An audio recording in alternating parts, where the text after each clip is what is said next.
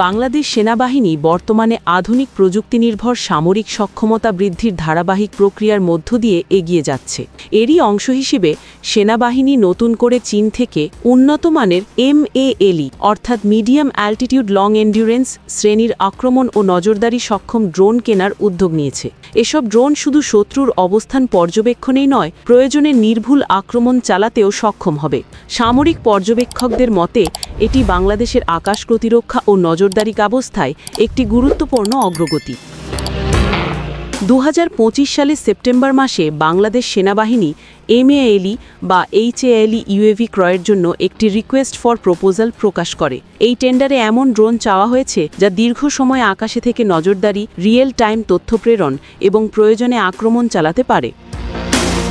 সেনাবাহিনীর আধুনিক যুদ্ধক্ষেত্রে নেটওয়ার্ক ভিত্তিক সিস্টেম গঠন এবং তথ্যভিত্তিক সিদ্ধান্ত গ্রহণে এসব ড্রোন গুরুত্বপূর্ণ ভূমিকা রাখবে বলে ধারণা করা হচ্ছে।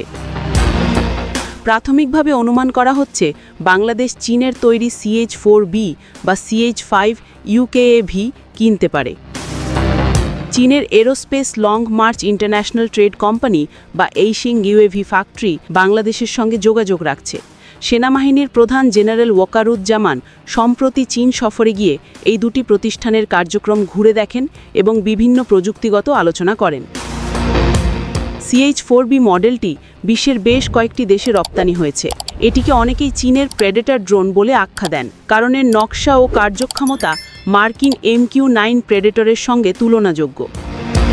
CH-4B দুটি সংস্করণে তৈরি হয়, একটি সার্ভেইলেন্স সংস্করণ যা প্রায় 30 ঘন্টা পর্যন্ত উড়তে পারে এবং অন্যটি আক্রমণ সংস্করণ যার এন্ডিউরেন্স প্রায় 14 ঘন্টা।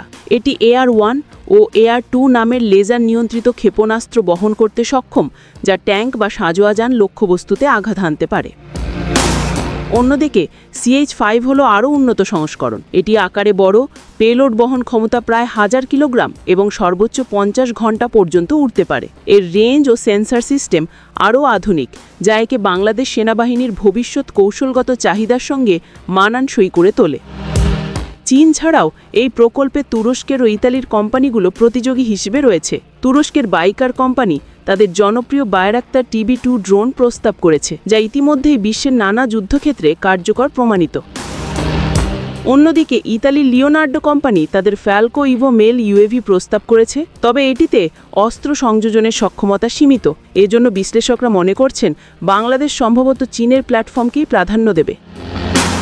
বাংলাদেশ সেনাবাহিনী গত এক দশকে ধারাবাহিকভাবে আধুনিক প্রযুক্তির দিকে অগ্রসর হয়েছে। বর্তমানে আর্মি এভিয়েশন ইউনিটের আওতায় বিভিন্ন ধরনের নজরদারি ও ট্যাকটিক্যাল ড্রোন ব্যবহৃত হচ্ছে। তবে নতুন মেইল ড্রোনগুলো যুক্ত হলে তা হবে বাংলাদেশের প্রথম সম্পূর্ণ আক্রমণ সক্ষম UAV সিস্টেম, যা প্রয়োজনে সীমান্তের দূরবর্তী অঞ্চল বা দুর্গম ভূখণ্ডেও আঘাত হানতে পারবে।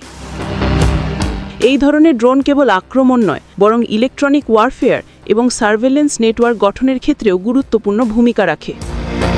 আধুনিক সেনাবাহিনী এখন যুদ্ধক্ষেত্রে কৃত্রিম বুদ্ধিমত্তা ও ডেটা সংযুক্ত সিদ্ধান্ত গ্রহণে নির্ভরশীল, যেখানে এই UAV সিস্টেমগুলো রিয়েল টাইম তথ্য সংগ্রহ ও প্রেরণে অত্যন্ত কার্যকর। বিশ্লেষকরা মনে করেন বাংলাদেশের এই পদক্ষেপ আঞ্চলিক সামরিক ভারসাম্যর দিক থেকেও তাৎপর্যপূর্ণ। ভারত, মিয়ানমার ও চীন ইতিমধ্যেই নিজস্ব বা বিদেশি প্রযুক্তিতে এমন ড্রোন ব্যবহার করছে।